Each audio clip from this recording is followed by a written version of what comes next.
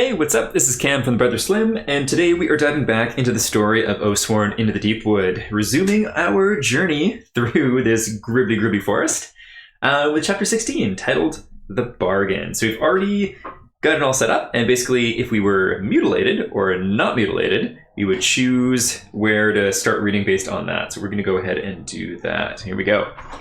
So 4.13. After the debacle at the assembly, the city became much more tense. The five were facing off against one another, just as Rubio had wanted. Rubio! You've seen nothing in the streets and life carries on as usual, but in the shadows you can hear the sounds of blades being sharpened. You know there is a wish to be gained here, but are out of options. Then a messenger comes to find you, sent by the head of the Amice family. They come with an invitation to meet. Open mystery envelope G, place its contents in the center of play, place the chapter 16A time track beneath the time map. Okay, yep, so we've done this. And place your free company on location 6. Today we are using the illustrious Hobothor Priest Mini. Very fun stuff. So they shall go on the Amice residence. The head of the Amice stands before you, resplendent in the ornate mask of their house, but the eyes behind it are different. The Amice you had known is gone, the first victim of the escalating conflict in the city. In his stead, a pair of feminine blue eyes greet you from behind the same mask you once wore. I understand you were looking for a witch after the unfortunate events of the assembly. I may be able to help. For a price. Choose one. Say they owe you a witch for what you did for them. Turn to 4.2. Ask what it will cost you. Well, I mean, we're trying to bargain here, so let's see what we can put on the table by saying they owe us. 4.2. Let's go back to that.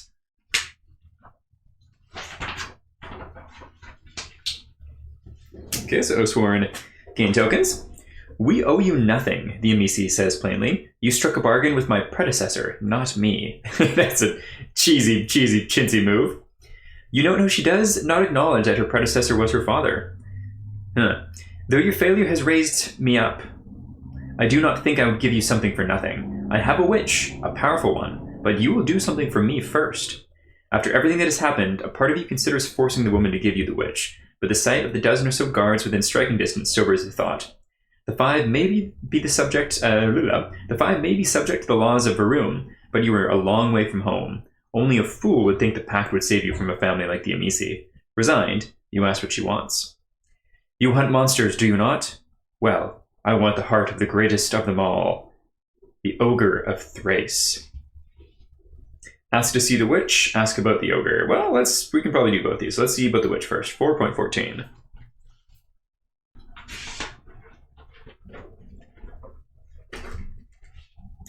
Escorted by her personal guards, the Amice leads you to a wide banquet hall where you find an unkempt woman dressed in ragged noble clothing, chained to a throne. This must be your witch. She appears to be unconscious. As the Amice approach the throne, the witch fights to lift her gaze, seemingly exhausted or perhaps under the effects of some drug. Suddenly, the room starts to shake, and you can clearly sense the powers emanating from the woman. Ah, just in time, the Amice says, taking a small vial from a satchel proffered by a nearby servant. Having moved behind the witch, one of the personal guards takes the chain leash into his hand and yanks down hard, pulling the woman to her knees. The Amice then pours the contents of the vial down the witch's throat and clamps her mouth shut.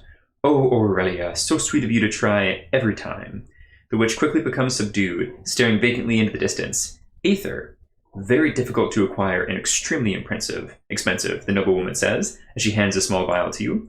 A powerful sedative one needs to keep this witch under control. She has already broken her witch collar once. She took the lives of 30 guards before we could subdue her last time. Do not fear, Oathsworn. I will furnish you with more than enough for your journey if you complete this task. Okay, if you have a warden but no witch, we do not have a warden.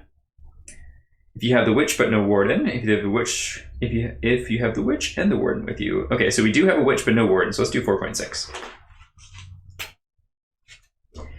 You feel an immense force emanating from the woman, far greater than your own. It is difficult to believe witches as powerful as this even exist. A power like hers could wreak havoc upon the world. Oh, a clue token. So we definitely do not have a clue token yet. Otherwise, turn to 4.18. The ogre is unique, she begins. One who has preyed upon Thrace for generations. Few have ever seen it, but we know it by the extraction it leaves. We have searched for its whereabouts for decades to no avail. However, the recent Questioning of a faceless unearthed promising lead. The slave possessed a letter which he swore would lead to the ogre. The fool had tried to sell it to us. We went to great lengths to verify the origins of the letter, and we were sure of its validity. Unfortunately, we could not glean any additional information from the faceless before he expired. The Misi hands a letter to you, the look in her eyes conveying her extreme interest in the matter. Ooh, without closing the storybook, go to page 19 of the journal and read journal entry 99. Okay, cool. Let's open up the journal. The journal, if you are tuning in for the first time or are unfamiliar with the game in general, is this little extra book which has puzzles, little lore blurbs, and fun little nods. So, journal entry 99. Mysteries indeed. Very cool.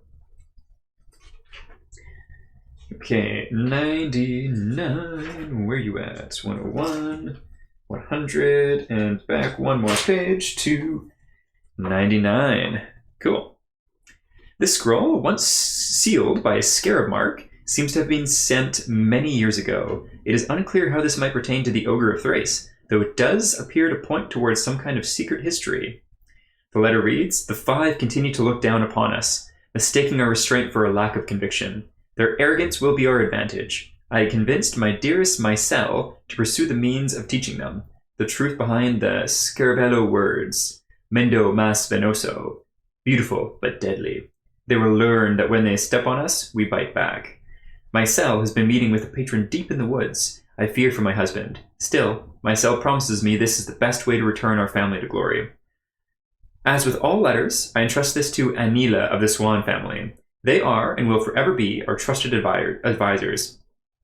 Should you receive this letter from anyone else, consider it to have been intercepted. The Swan may live at the edge of the web, but they are a loyal part of us. I will write again as soon as possible. This Swan family may have more letters or information pertaining to this, if they still exist. Though there is no guarantee this thread will lead you to the ogre, any lead may be worth exploring." Oh, interesting. Clue token 1 is what we get here. So we chose backwards, alas. That's still cool though. So clue token 1, let's just go ahead and do a dice for this. And we'll say that we have clue token 1. Put that there. Cool. Place location 7, 14, and 24.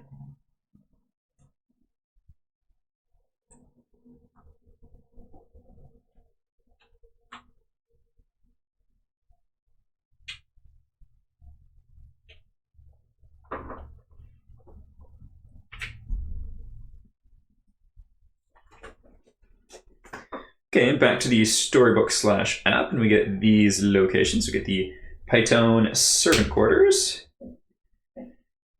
Cathedral, Cathedrale, and 24. Where art thou? 24, 26, 20, 25, 30, 24. Where you at? Wall. Cool. There we go. Okay, so if you already asked the witch, we have, so 4.15. The ogre was last sighted 2 days ago, attacking a caravan outside the city. The guards at the foregate could tell you where exactly. We have also come to understand that the Beastmaster at the Colosseum claims to have seen the thing on one of his hunts. Without a reply, you turn away from the Thracian noble and make your way back into the City of Masks. Your hunt for the Ogre of Thrace has begun. One last job and you can go home, provided there is still a home to go to. A tingling sensation in your arm brings back images of a room burning. The plague still courses through your veins and seems to grow stronger with each day. Hopefully, there is enough time to save the room before it consumes you. Place locations 12, 17, and 18. Okay.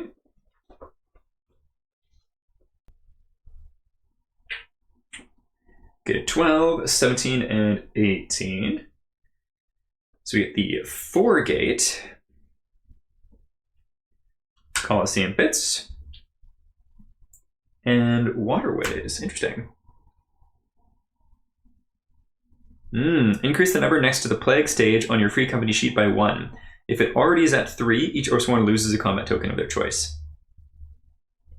If you have the Alana or the Kingsguard keyword on your free company sheet, let's see, I think we might have one of those. We have Lena. We do have Kingsguard. Okay, so we shall do that. Turn to 4.9. First things first, though. How many of these plague things do we have? Is this on here? Plague stage 1, so we are now plague stage 2. And 4.9. Alrighty, let's do that.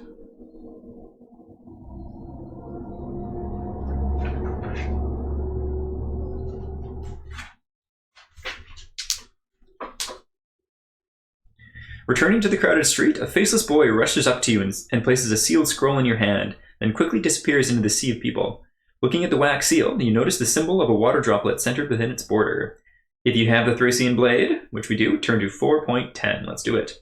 The blade quickly snatches up the scroll and studies it. The teardrop symbol is well known to those who call Thrace home. This is the insignia of the Assassin's Guild. They are known to lurk in the shadows, even beyond the city walls, and are the backbone of Thracian politics. They are also one of the only ones permitted to carry out assassinations. Reading the scroll, you learn that it is an invitation to meet at a specific location later in the day. It may be a trap, but if there was a price on your head, they surely would come for you unannounced. Place location 22. Okay, so we got a lot of places we can check out. So 22 is just an unnamed location. Cool. Okay, cool. Let's do it. So you can start to trade with the banksmith and apothecary. There's one-time token on the track. Okay, so you don't need to worry about that. Choose a location to go to. So I'm kind of tempted to do the foregate where something's been seen here. So let's do that. Let's go to the foregate. And with that in mind, we're on path A, so we shall read 12.1.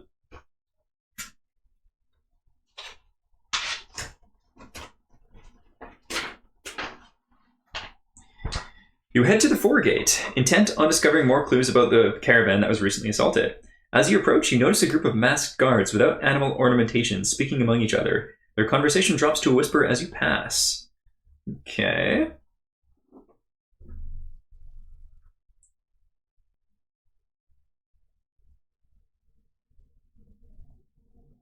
Okay, 12.2. Nope, turn to 12.3. Are you blind? The families are fighting openly on the streets, and now the guild has more marks than they can handle. Powers are shifting. Thrace may not have 5 ruling families for much longer. Okay, turn to 12.4. All eyes turn to you as your group steps beside the guard squads. Singling oh, words. Okay, singling out the officer amongst them, you inquire about the caravan. A Linja merchant caravan, answers the sergeant, a toned woman with short braided hair. Something huge hit them. There were no survivors except for one of their faceless. It was babbling about something, but it sounded like nonsense to me. Decide any more direct, you ask specifically if it could have been the ogre. An immortal monster stalking the woods? That is merely an old fableman's tale, the sergeant says derisively. I've got real threats to deal with, she continues, waving you away. The remnants of the caravan are just beyond the wall, along the third wire. See for yourself. Oh, cool. Okay. Place locations 1 and 29. So we get 1 up there, and then 29 in the woods. Where art thou, 29? Oh, that Linja. Okay, so not in the woods. 29. Well, let's go to number 1 then, and see about going into the woods. So we'll go up into the woods. We're surely going to die. And it's going to be 1.1. Back we flip through the book.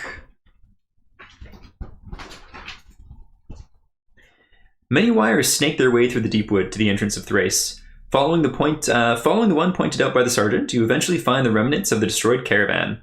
Pieces of wagon, shattered crates, and more than a few maimed corpses still litter the ground. Several Deepwood trees in the area are broken and snapped. No ordinary beast could have rendered this much damage. Whatever befell this caravan, it was massive. You may be able to discern what kind of beast it was by investigating the tracks it left behind. Okay, 1.4. Looking through the destroyed wagons, you find small bits of the men left behind. The rest have already been reclaimed by the Deepwood. The carts look as though something humongous was dropped on them, flattening them like coins, and the ground surrounding the area has deep impact craters. Luckily, you do manage to recover some of the goods the caravan has been transporting. Gain 10 iron. As you finish your search, you hear a faint sound coming from further within in the Deepwood. It sounds like someone is sobbing. Turn to 1.3. You train your eyes on the blackness between the trees and follow the sound of the weeping. Listening closely, the sound appears to be coming from a man, yet they are warped to a deeper tone. I'm curious what the wording is, or the meaning behind tone is. Like muscle tone, skin tone? Not too sure. Pushing aside the branches blocking your view, you see a towering boulder obscured by the shadows ahead. As you move past it, the stone-like mass convulses, and a twisted, soft... Let me reread that here. As you move past it, the stone-like mass convulses, and a twisted, soft sob. A twisted sob grumbles forth. Startled, you quickly raise a hand for your company to freeze. Your warning is immediately heeded, but the clattering of loose equipment betrays your presence to the clink of metal, and the clink of metal fills the air. Well, it's a hard paragraph to read. The boulder suddenly unfurls, rising to stand as a hulking mass high above you. A human face, racked by anguish, contorts and snarls from atop its massive shoulder as it charges towards you. Oh god. You manage to land some quick blows, but the mounds of scabbed skin covering its body deflect your strikes. Pus oozes from the marks your weapons leave behind. The beast barrels straight through your group and continues off into the tree line. With a quick check of your compass, you follow the tracks it has left behind. The creature is fast and easily outpaces you with its massive stride. Luckily, the beast is easy to track. You pass tree after broken tree, when suddenly the view opens and you find yourself standing at the edge of a deep ravine. The cliff is far too tall to climb down and you cannot see anything below, but thick darkness. However, the tracks clearly led this way. Did the creature jump? How could it survive a fall like that? With the trail now lost, you head back to the city and regroup. You can never truly understand a beast until you fight it. Much of what you've learned so far, however, you would rather forget. If your bruised ribs and cracked armor is any indication of what awaits you, this ogre of Thrace will not go down easily. Cool! We found it, and it got away. Right off the beginning. Reveal the Encounter Special Rules board to mark the Special Rules box for Chapter 6 on your free company sheet. Sweet. So, let's take a look at these special rules, because we do have those right in front of us here. So this would be a big leg up if we were doing the actual fight, because then we could have an idea of what was going on and plan accordingly. But we'll put this up here, and I'll probably read them out on my own time afterwards. But yeah, very cool. Very cool indeed. Let's put that back. Choose a location and go there. Very interesting indeed. So we've got the Pike Tone. We've got the Linja. And we actually have an idea of what it was now. So we've got the wall, the waterway, Colosseum pits. Let's check out the Colosseum pits. So let's go there. 17.1.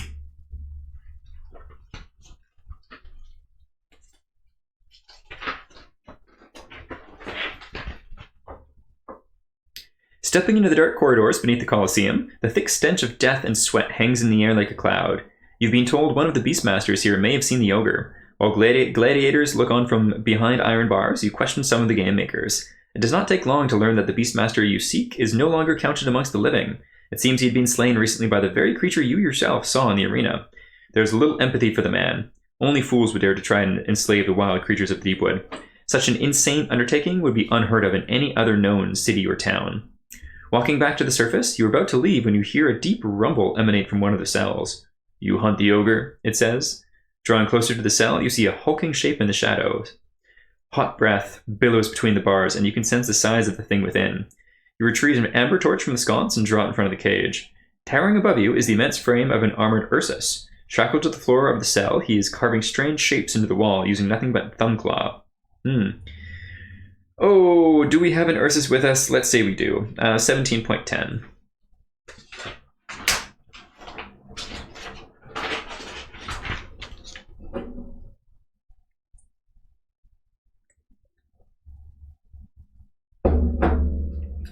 You look at the runes adorning your kin, all tales of combat and valor. You see the metal that he wears is full of them.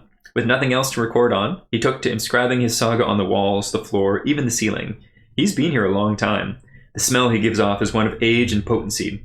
Being caged has not dulled his strength. With a thick paw, he thumps his chest and declaims his name to be Many Winters. You were able to communicate with the old bear and learn how he came to be in this place. It seems he too had been hunting the ogre of Thrace, and he had found his quarry, but had not fared well in the ensuing battle and was mortally wounded. Left for dead in the Deepwood, slavers eventually found him and dragged him back to Thrace, where he was sold into the pits. He has been here ever since. He offers to share his knowledge of the ogre and accompany you on the hunt, if you would only free him from the cell. Such a proud creature is not made for cages. This is a far strider like yourself, and he deserves to be free. You turn to your companions with the first request you've ever made. Free him. Cool. I like this. The significance of your request is not lost on your companions, and they think how such a feat could be achieved. With the amount of guards between you and the exit, you cannot just walk out with Ursus. Alive, the Ursus has value and is carefully guarded. Dead, however, the Ursus would be free. You were certain any pit boss would welcome a bout between a free company and an Ursus in the arena. Put on a convincing enough show, and the Ursus could feign death. Blood would need to be spilt, but afterwards many winters could be taken for dead and discarded. Speaking the plan to the Ursus, he seems begrudged to do such a cowardly thing, yet you imagine his many other attempts at more direct approach have met with failure. He knows it may be his only option. With a short blow of air from his nostrils, the Ursus agrees, and now you just need to decide if it is worth the risk. Absolutely, we're going to help the old bear. 17.7. It does not take long for you to find the owner of Many Winters and offer to fight the warbearer. Even when you stipulate that you want the body of the Ursus if you win, the masked man eagerly accepts. A battle between a free company and an Ursus will certainly draw a crowd. Add a time token to the time track. Indeed. There we go. Just going to put that up a little bit further. Awesome. Later that evening, the Colosseum is packed with masked as well as faceless. The audience erupts into cheers of bloodlust as you are brought into the arena and chants start for the Oathsworn. However, as Many Winters is led into the arena on a leash, the crowd boos and spits in disgust. They really treat him like a lowly animal. In order for this to work, the fight must appear real. Blood will need to be shed. But you must also be careful not to kill Many Winters in the process. Squaring off against the great Ursine warrior, you offer him a nod, and as one, your free company attacks. Oh, cool. So you must try to get as close to 9 as possible. If you all fail, you will not convince the crowd the fight is real, but if anyone attacks too strongly, you could kill the Ursus. Cool. Defense 9. Okay, let's go to 17.5. Blow by blow, you engage in the warrior's dance. Even with improvisation, a perfect choreography results in a spectacular fight, a true performance for the masses. Your last blow drives through a gap in the armor on Many Winter's side, drawing blood, though not fatally wounding the bear. The armor will hide what is an inconsequential wound. With a mighty roar, the warbear falls to his knees. Had you not known otherwise, you would have believed him to be dead. The crowd cheers and howls in approval. For them, this was good entertainment. After the performance, you collect Many Winter's body, dragging his huge frame on a litter outside the Colosseum and into a side alley. Only then does Ursus move. Standing tall, he looks up to the sky and then to you. The mighty warbear offers his thanks and offers to join your free company for the next chapter in his saga. Cool! Except Many Winters. 17.4. True to his word, Many Winters shares what he knows of the Ogre of Thrace. He explains how the creature is covered in great scabs of armor that peel from its flesh. Gross! This causes the fiend incredible pain. However, the scabs are nearly impervious to attack, even from an Ursus. The only weakness Many Winters could find was the soft, fleshy parts left behind by a freshly peeled scab. Gross! Okay, so if we had not done already, we'd be able to reveal the special board now. Offering the Ursus the chance to complete his hunt, he runs great iron claws over his chest and gives you a predatory smile that sets all of your survival instincts on edge. Gain ally card 42 and add Deepwood cards. So that's one thing I haven't been doing is going through the various city and Deepwood cards. It is cool that they are tied to the allies that you get, though. Cool. We want to see this warbear, though, so let's pull out the card.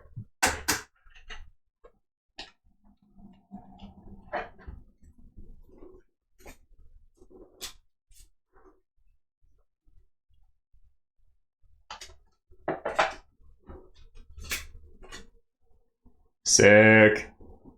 Many Winters, old Ursus. Move 4, running claws. When you critical during an attack that hits, instead of drawing additional dice, double the damage of the attack. All other criticals are ignored.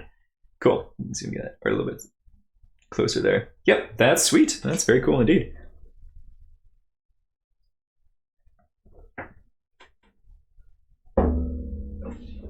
Okay, well, we gained a sweet warbear ally.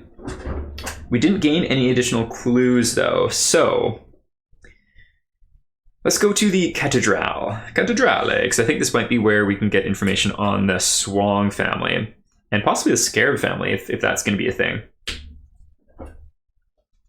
7.1.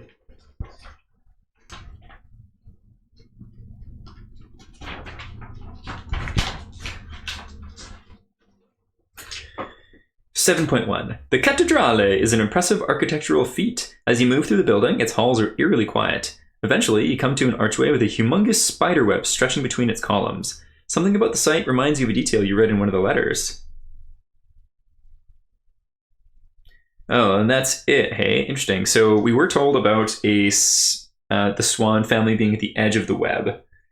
Choose a location to go to. So that was all. That was not very exciting. Okay, well, let's see about the family that's the Assassin's Guild that's after us. So let's go there. 22.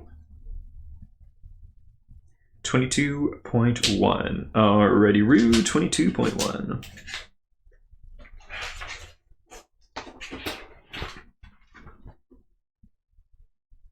Following the instructions on the map, you arrive at a nondescript house and immediately recognize a water drop symbol from the wax seal on the scroll casually displayed on one of the doors.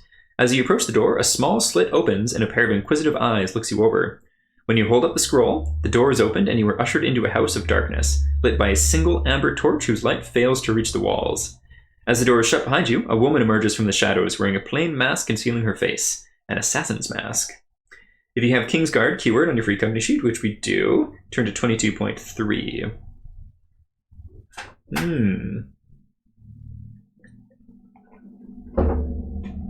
Oathsworn, we've been expecting you. Please, sit, she begins.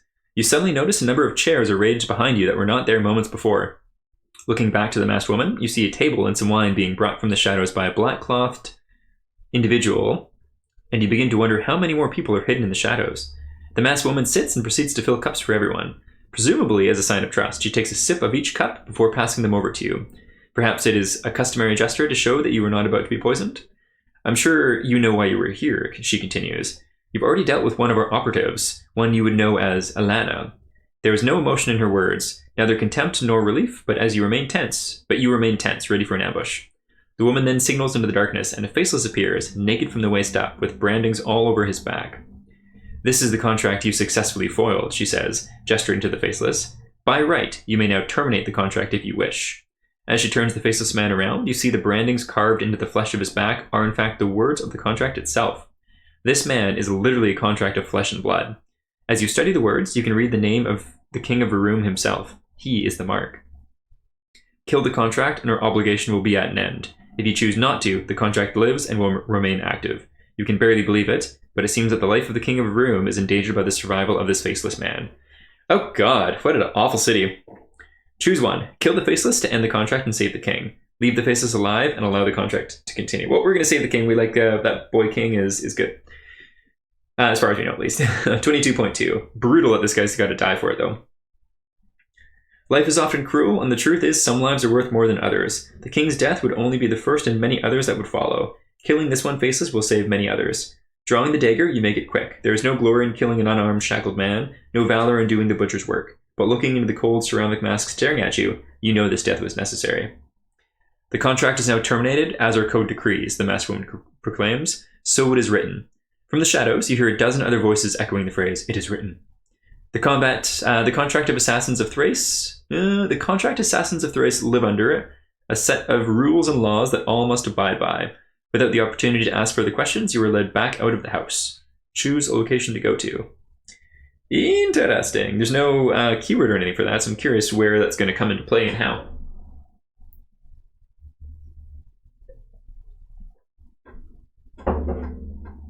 All right, so we don't have a ton of places to go. Swan. Maybe let's check out the waterways. Let's do that. 18.1.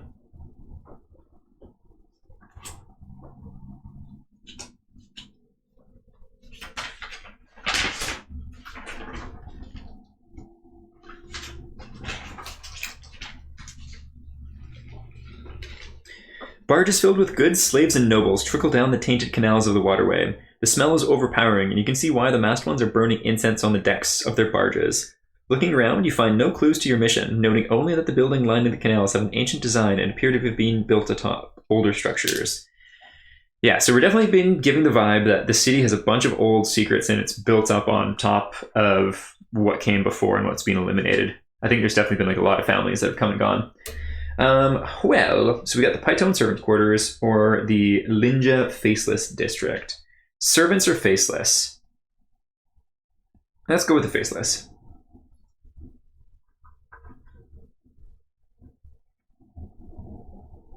$29.1.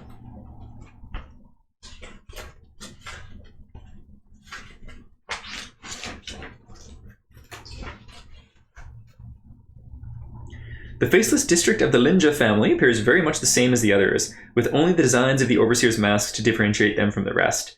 The disheveled homes of Thrace's poorest litter this section of the city. Your interrogations progress slowly, with each person simply staring at the ground before them as they point down the street when you ask about the caravan survivor. Eventually, you arrive at the small house huddled at the base of the city wall. In the doorway of the hovel, you see a faceless sitting on the floor with his knees pulled tight against his chest whispering to himself. The man does not respond to your efforts to speak to him. Try to intimidate him, try to win him over with words, take some time and listen to his faint whispers. Let's do that. 29.12. Okay, add a time token to the track while we do this. Roger. Sitting beside him, you listen intently to what he says. Most of the words are gibberish. However, listening for a few moments, you are able to detect a pattern. There are a few words that keep repeating over and over. He speaks of some kind of bargain that was struck. Did this man truly see during the attack on the caravan? See something during the attack on the caravan? Or is he simply hallucinating? As you press for more information, he suddenly looks up and freezes, his eyes wide with fear. The man trembles as he looks past you. Turning to see what he's looking at, you see Samil. Oh god! 29.4.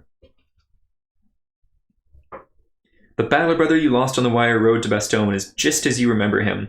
Motioning with his head, Samil walks out of sight, beckoning you to follow. Following the dead specter of a dead companion may not be the wisest of decisions. For all you know, he could be leading you to nowhere, or perhaps into a trap.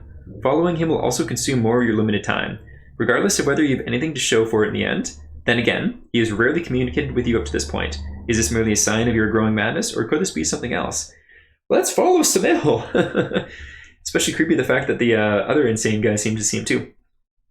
And so the deal, that's in the title of the story. I wonder if deal was struck indeed. So follow Smell, 29.8.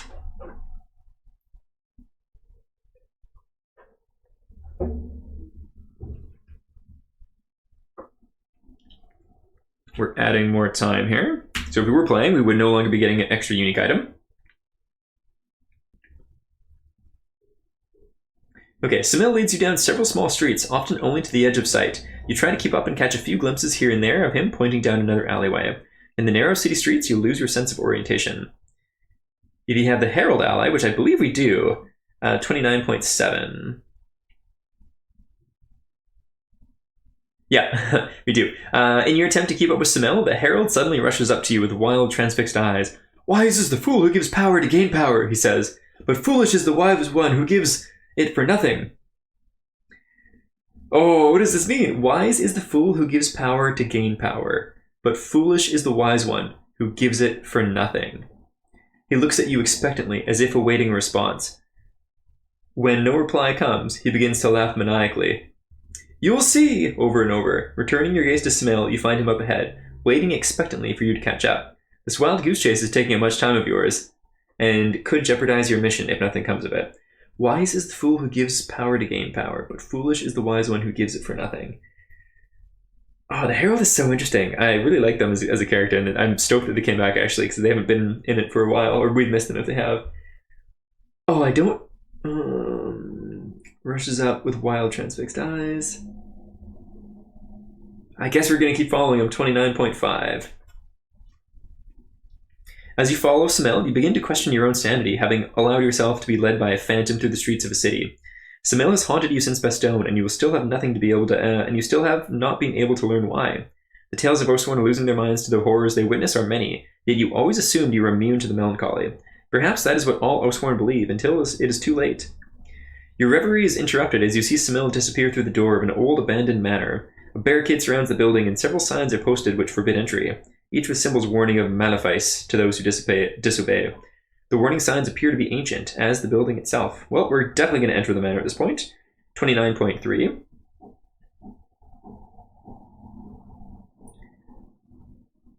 Wait a minute.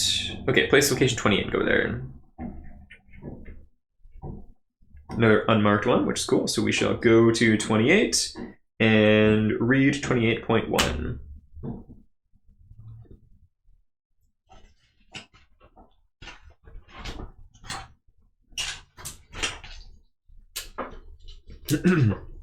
As you enter the old manor, a waft of stagnant, rotten air blows in your face. The house is ancient, and its timbers creak with each step, threatening to fail.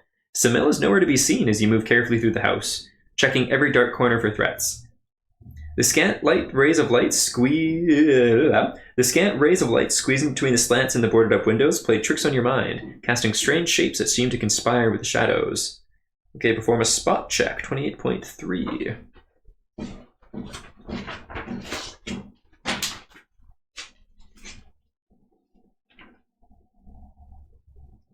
Samil obviously wants you to find something here. Entering one room, you discover an old chest bearing the scarab seal. Ooh. It is being used to prop up a collapsing portion of the wall. Before attempting to remove it, you reinforce the crumbling wall with planks of wood and blocks of stone that litter the floor. Inside the chest, you find another letter. This must be what Samil wanted you to find. How did he know it was here? Surely no figment of your imagination could have found this place. The thought brings you no comfort, however. At least your deceased former companion was helpful. Without closing the storybook, go to the relevant page on the journal and read the entry below. Okay, so we do have clue token 1. We don't have clue token... Oh, so there's a bunch of things that we would be able to read, but we can't because we don't have the clue tokens. Dang it. And where would we have gotten those from? It was just the wall and Python servant quarters that we missed. Bummer. I wonder if those were literally the other 2 clue tokens. That's a shame. We get to read clue... Entry 100. The lettering here seems to have been written by the same author as the first, but the penmanship is more slanted and earnest. It reads, I came across a sketch of Mysel's the other day. He took to the arts as a young child and wooed me during our courtship. See the pictures he once drew of the Scarvello estate, promising me one day that it would be mine. These months have weighed heavy on him. However, he has not lost his appetite for the arts, or so I assumed, until I found a sketch of a ring with 9 stones crowned by the moon. Its light was somehow unkind and menacing. I must confess, he worries me. He does not sleep, and he hides his face behind a cowl. He refuses to bed me, and does not say why. He angers easily when I question him, insisting our time will come. It has been 5 moons since he started the ordeal. I pushed him to save the Scarvello name, but since his return from the woods, nothing but misery has followed. What else could one ever bring back from the Deepwood? Along with the letter is the drawing. It depicts a manor house in an area of Thrace you do not immediately recognize, yet somehow feels familiar. Then it clicks. The structure is different than the foundational shapes, the structure is different, but the foundational shapes remain the same. The sketch seems to be of the old Carnadine grounds, but from an older era when the Scaravello ruled it. At some point in the past, the Scaravello had been overthrown. In the background of the sketch, there's a circular tower atop of the woman stands gazing up at an unkind moon. Considering everything you've learned so far, you now know that there was a 6 great family of Thrace once, one that has been erased from history. If this is true, then there may be more clues in the catacombs beneath the city, where the great families keep their vaults. Okay, now we gain clue 2, so that's cool. So let's put another dice out for that, and so we are able to read something else. Yay! There we go. Okay, so place locations 9 and 10.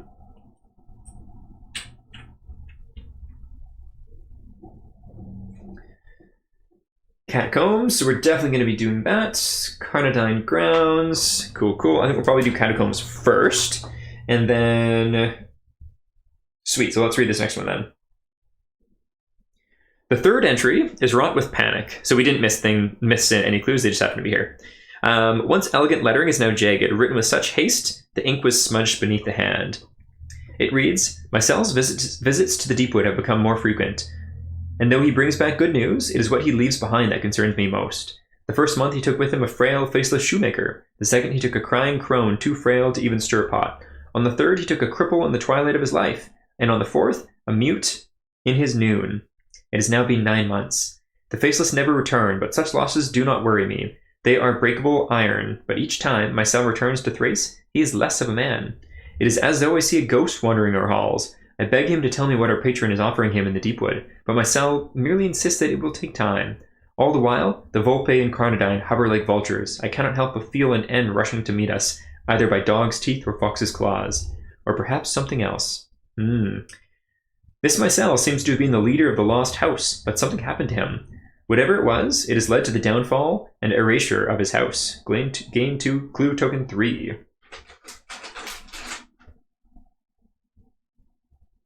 There we go. So we'll read this one then. This fourth account is incomplete. Its lettering is frantic, scraped and angular. Ink blotches spot the page and are smeared like blood. It reads, "The Volpe and Cardinadine have grown to fear my cell, and so have I. He now claims he is eternal, that he cannot die and spend much time in the woods. I can sense the other five preparing to swoop in and deal with us. In a way, I pray they do. Marcel has changed. Great scabs cover his body, and he is more beast now than man." That is a quote from something. More beast now? No, more machine now than man. That is Star Wars. Love it. Bloated and vengeful. Power he has, but at what cost? He killed Inaro in the tower yesterday, and there are so few of us left. Even I am not safe from his wrath. Whatever our patron offered him, whoever it is, they have taken more from us, more than they ever gave. I wish he had never found that stone circle to the east. History will say it was his folly, but it was always mine. I should not have driven him to it. I leave these words as a testament to my mistakes. Is it possible this Marcel is the ogre of Thrace, some transformed man? If it were true, he would be an ancient, the last remains of a noble family long scoured from the city. The letter had mentioned a stone circle to the east. Something tells you that this is where you will find your target. Place 19, and go there. Ooh, okay, 19.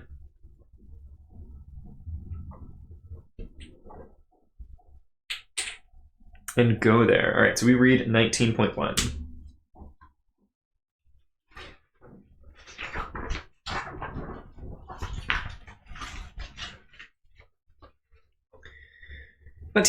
Checking your compass, you skirt around the city wall and out into the green to the east. Amongst the trees, you find depressions in the earth, as though great fists had pounded the land. And heading in deeper, you find trees snapped and broken. Some great force has been unleashed here. In one of the depressions, you find Samil sitting on the forest floor, cross-legged and staring at a female skeleton wearing a scarab ring. You've seen rings like it worn by other Thracian nobles from the 5 families. You don't believe this is a coincidence, and surmise this must be the author of the letters you've been following.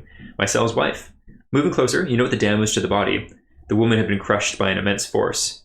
Much to your surprise, Samil does not disappear as you approach, but merely continues to gaze into the skeleton's hollow sockets. The visage of your dead companion has never remained for such a long period of time. You can see the simple traveling clothes of the Oathsworn that he wears, and the scar on his forehead caused by a pit crawler you fought together long ago. He also sports the same wry smile he always wore in life.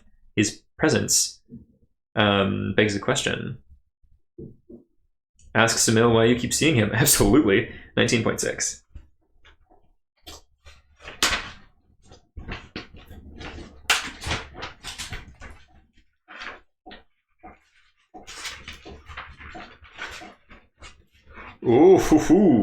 Ooh, I just read ahead just a tiny bit. It just literally just gave me a little shivers up my spine. The phantom before you has often been useful in moments of need, such as when he helped you find the wire after fleeing Bastogne. Still, after all this time, you have no idea why you see this vision from your past. When you ask Samil, he offers you a mischievous smile. Or is it sadness? In life, it had always been so hard to tell with him. A bargain was struck, Samil says. A pregnant silence follows, and uneasiness envelops you. You had not expected him to speak, and have never heard Samil talk before. 1,000 questions come to mind. Before you can ask them, he points off into the trees and vanishes. Turn to 19.10. Looking to where Samil pointed, you can make out... Also, just before I keep reading, that is creepy, that's cool, and I like it, and I love how it ties back into what the Herald was saying about bargains and power. Very cool. Looking to where Samil pointed, you can make out some large stones between the trees. Cautiously, you draw your weapons and advance in a defensive formation. In the eerie silence, you come to a clearing where you find 9 standing stones, each of them bearing a heavy iron chain in which skeletons still hang. In the center of the clearing is a block of polished stone. The surrounding area looks as though a great battle had once been fought here. Broken branches and crushed stones are strewn about, yet the circle itself is untouched, seemingly immune to the destruction. As you draw near to the stone circle, the air around you suddenly becomes charged, and a metallic taste fills your mouth. Blood? Welcome, Oathsworn, a disembodied voice echoes through the woods. It almost sounds like a chant, many people as one, with a singular determination. You ask whether you were talking to Samil, but a dismissive laugh tells you were not. No, we are merely a benefactor, a means to your end. We have something to offer you. If this is not Samil speaking again, then this must be Marcel's patron. You level the accusation at the voice, and it replies with relish. Marcel, yes, we gave him what he wanted, to become eternal. The word echoes around the stone. Suddenly, you hear a roar from somewhere far off in the Deepwood. Something approaches. It seems you do not have much time, Oathsworn. What may we give you? We can give you anything you desire. However, unlike with my cell, we will also tell you what we will take. We can feel the rot within you, the voice says after a brief silence. We can ease your suffering for a taste of your life. Or you may allow us to drink deep from one of those who travels with you. In return, we will bestow great power upon you. Oh, God. Suddenly, you hear a roar, thunder once again from within the Deepwood, closer than before. Decide quickly, the voice says, amused. Wild. So we can refuse the voice, we can lose a hit point to reduce your plague stage, or sacrifice an ally for a combat token. We're going to refuse the voice for sure, especially after what happened with my cell here. So 19.4.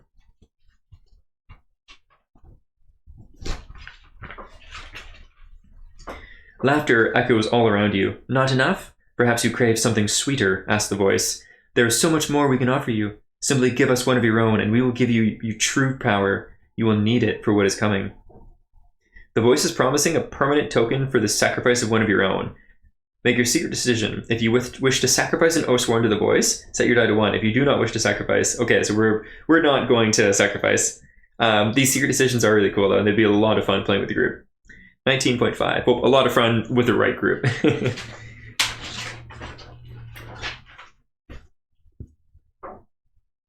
Okay.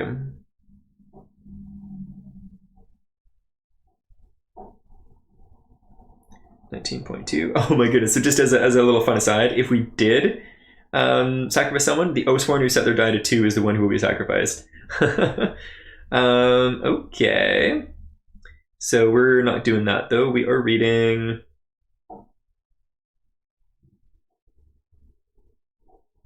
Let me just make sure I'm doing this right. It's 19.4. If you do not wish to sacrifice... Oh no, I had that backwards. If 3 people wanted to sacrifice and 1 didn't, the one that didn't want to sacrifice is the one that died. Oh my goodness.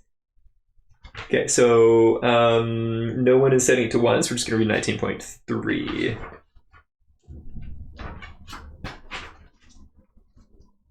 Refusing the offer, your words come out louder than intended, echoing through the surrounding trees with an unnatural rumble. Curious, the voice remarks as the echo fades, as though surprised by your restraint. You feel the presence slowly fade away as the mighty roar of the Ogre of Thrace rises once again, closer than ever before. Your defiance of the voice has brought you time to prepare for the fight, and just as your group readies themselves, a tree crashes down and you see a creature holding one end of it like a club. A giant covered in great seething scabs stands before you, easily 3 times the height of a man.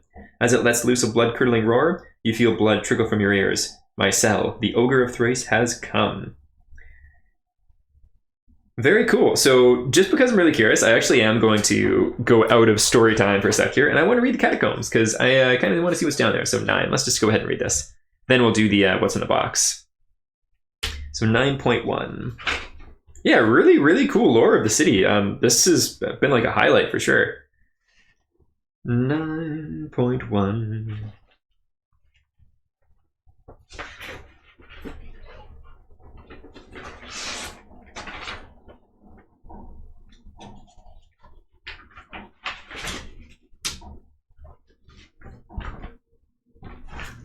Okay, cool. So yeah, just for some fun little lore blurbs. Then we'll get to the box opening in a sec here. The oath mark on your wrist helps you gain entrance to the catacombs underneath Thrace. Heading down the winding staircase, you come to an ancient tunnel adorned with busts of all the great Thracian families. Following the tunnel, you eventually come to a circular room with 6 doors, each adorned with a mask of a major family except one. This lone door has no sigil, but instead is marred by brutal gouges. By a process of illumination, this must be the one you're looking for.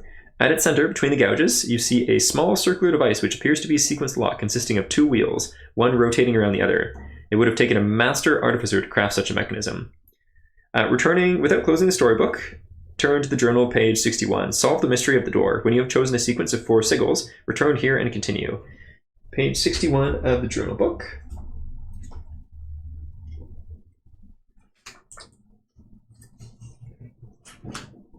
Oh, cool. Very cool. So it is quite literally a puzzle. Rotate the outer ring 4 times to reveal the sigil sequence. The inner ring never moves. You may rotate the ring in either direction up to 360 degrees each time you rotate. Super cool. Is there anything on the next page for it? Or Blood Fiend rules. Nope, that's something else. That's neat though. So, solve the mystery of this door. When you have chosen a sequence of 4 sigils, return here and continue on. So I'm not going to take the time to solve puzzles. Puzzles are not my forte. And we're just here for the story anyway. So let's go to 11.1.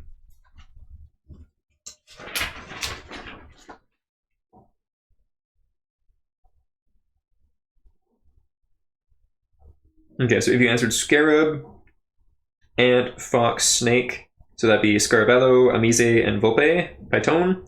Turn to 9.3. With a satisfying click, the great stone door swings wide. 9.6. A waft of stagnant, rotten air slaps you in the face. The secret vault of the lost family of the Scarabello lies within. Cool. So 3 choices here. Spend time searching for usable equipment among the tombs. Spend time searching for treasure. Perform a quick search for documents and evidence. Hey, I mean, spend time searching for treasure. Let's do that. So on a time track, that would be prying the lids off a few sarcophagi. You find some has been locked with burial gifts, 20 iron. Stacks of documents arranged along the walls may appear to be important contracts and ledgers. Searching through them, you come across a letter that you found earlier, 9.2. Oh, cool. You know what? I think I might have inadvertently cheated. Yeah, I think some of the clue tokens weren't supposed to be actually given to me because these letters were other places in the city, but that's okay. It all works out. 9.8. And what's the other one? 9.5. 2 items. Okay, cool. Yeah. So nothing exceptionally exciting there. Basically, I accidentally cheated a little bit, but that's okay. Let us take a little looky-loo at what's in the box. This is a big chunker, as described by the story. And so let us see. I don't think this one's painted. I think I had stopped painting up to here. Yes. So this big chunker is unpainted. But a big chunker they are nonetheless.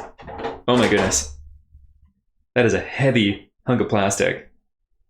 I don't know if that's actually focusing correctly here. I wonder if we can get this in behind maybe. Yeah, that is a big honka-chonk badonkadonk, that's for sure. Looks pretty cool though. It's kind of disgusting that those are all scabs though. Super disgusting that those are all scabs. So, Ogre of Thrace, indeed. So, yeah, that sounds fun. We'll take a look at the board here. So, Ogre of Thrace, there is the official artwork. Very gross, very cool. And the different locations there. Fun, fun, fun. And let's look at these unique items. So, we have Armored Scab. Nasty, and I love it. You're going to focus. Okay, so Armored Scab, one-handed shield, amazing. Shield Scab, that's so cool. And disgusting, 2 damage, drawn against you. Gain armor against that damage. After the attack, lose 1 for the rest of the counter. Cool. Serendipity, 2-handed staff. During an attack, redraw a might card that shows 1, 2, or 3. Cool. Mask of Mourning, great name. Place 1 card in your hand on cooldown. This triggers battle flow as usual. If the battle flow only 1 card, gain tokens. Cool, cool. Tor's Will. No idea who Tor is, but that's a cool looking sword. Gain armor against the attack. Cool, cool. And anything else? Tombstone. Also, don't really see the thematicness of it, but I mean, that is a really cool looking mace, so there is that. Yeah, Armored Scab is my favorite there for sure. Okay, well, that's out of the way. Let's do the epilogue.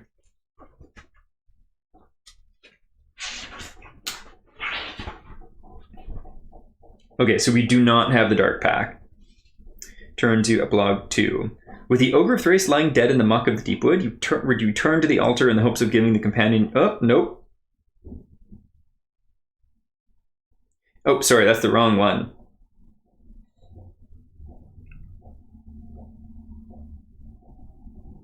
Okay.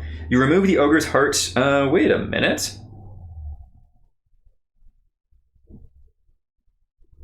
Okay, cool. You remove the ogre's heart as instructed, wrapping it securely in cloth. Somehow, the organ still beats. Returning the coveted item to the masked noble, you were given the reward you were promised. The witch, Aurelia, along with the Aether. Gathering her shackles, as well as the vials to keep her under control, you were once again warned of the danger she poses. You are sure that the supplied drugs will be enough to keep the witch under sedation until your task is complete. Write down Aether on your free company sheet, draw 3 boxes next to it. These represent the amount of Aether you have.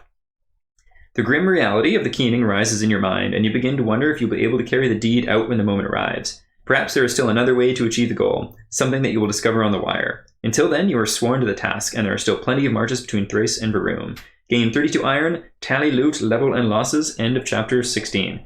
You know what? This was, I think, one of my favorite chapters of doing the read-through, and just like the story and how things came together. Big fan. Again, I accidentally kind of cheated, I think, but that's okay. I'm just reading for fun anyways. But yeah, really cool. I love the lore and kind of depth of the family drama and political nature of the city. The city itself is dark and horrible, but the politics are actually cool, and politics don't usually grasp me. Fun. So yeah, thanks for tuning in for this Oathsworn story time, and we'll catch you next time for chapter 17. Ta-ta for now. Bye!